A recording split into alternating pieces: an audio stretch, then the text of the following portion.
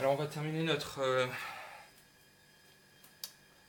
exercice 11 avec l'étude du coefficient directeur de la tangente et de la tangente elle-même. Donc on vous demandait de reprendre la fonction f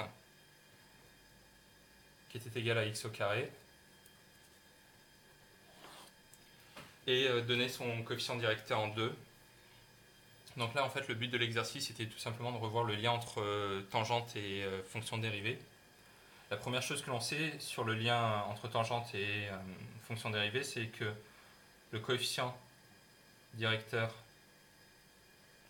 de la tangente en un point qui a pour abscisse x, qu'on appellera a, sera tout simplement f' de a. Donc par exemple, ici on veut le coefficient directeur de la tangente en 2. Donc on dérive tout d'abord, f' de x, on l'a vu, c'était 2x. Et vu qu'on veut le coefficient directeur de la tangente en 2, on fait f' de 2. Donc f' de x est 2x, f' de 2 sera 2 fois 2, donc 4. Le coefficient directeur de la tangente, blablabla, est 2. Maintenant l'équation de la tangente. Il y avait une formule à apprendre par cœur. Pour parenthèse, je vous dirais qu'en feuilletant les annales des différents sujets de STI 2D au bac, on demandait, pas très souvent, mais quand même, l'équation de la tangente. Donc c'est à connaître. Donc cette équation, c'est y égale f' de a fois x moins a plus f de a. Peut-être qu'on va faire un petit schéma pour expliquer. Si on reprend notre fonction x au carré, et qu'on se place en 2. Ici, j'ai une tangente qui sera une droite. Donc forcément, vous avez vu en seconde que ce sera représenté par l'équation suivante. C'est ce qui est à peu près écrit ici, sauf qu'il faut développer et que ça a été factorisé, enfin mis sous cette forme-là plutôt, pour un souci de mémorisation, je dirais. Et enfin, je devrais plutôt appeler ça lambda mu. Comme ça vous apprend déjà 2 lettres grecques.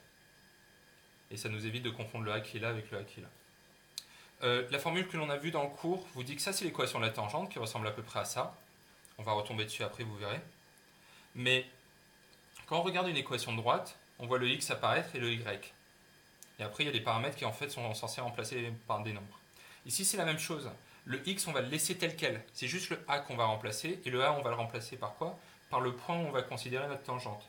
On a y égale à f' de 2 fois x moins 2 plus f de 2. Donc j'insiste encore une fois, le x, dans notre formule, on l'a laissé tel quel, puisqu'on veut une équation de droite, donc on veut des y et des x. Par contre, on veut des nombres pour les autres, donc on va calculer f' de 2 et f de 2, c'est-à-dire qu'à chaque fois, on a remplacé a par 2, puisqu'on a considéré ici la dérivée en 2. F' de 2, on l'a déjà trouvé. C'était... pardon, je me suis trompé ici, c'est 4. C'était 4, donc ça fait 4x moins 2 plus f de 2. f de 2, on ne l'a pas calculé. Bon, on reprend notre fonction, c'est quoi? C'est x au carré. Donc f de 2, ça va être 2 au carré. Ce qui fait 4 aussi. On peut développer. On va obtenir 4x moins 8. J'ai tout simplement fait 4 fois x, 4 fois 2. Donc 4 fois x, 4 fois moins 2 même. Plus 4. Le 4, je multiplie juste avec la parenthèse. Celui-là, je le rajoute après. Ça nous donne finalement 4x moins 4. Et on retombe bien sur cette équation-là de droite que l'on a cherché dès le début. Donc ça conclut notre exercice 11.